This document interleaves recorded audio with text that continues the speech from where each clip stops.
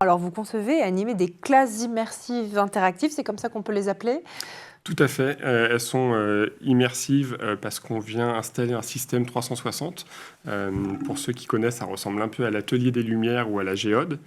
La différence, c'est qu'on vient dans les écoles ou les communes en installant ce type de dispositif à la journée.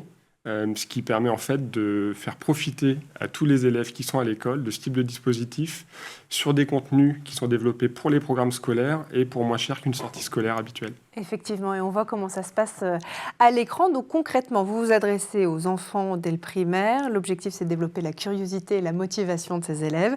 Vous avez différentes phases, je crois, qui sont en collaboration avec les enseignants et les élèves. D'abord, une phase narrative collective, je crois, c'est ça? Exactement, ouais. Donc effectivement, on a architecturé ces expériences avec des enseignants et des experts en neuroéducation pour vraiment tirer le profit de ce dispositif.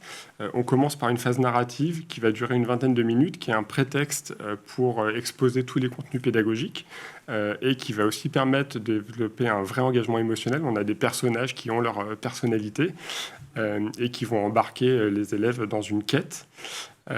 Et à l'issue de cette quête, on va mettre les élèves dans une situation un peu de démarche scientifique en leur suggérant d'exposer des hypothèses sur une problématique. En l'occurrence, là, on voyait le système solaire. On va leur demander pourquoi vous pensez qu'on a des jours et des nuits, pourquoi vous pensez qu'on a des saisons.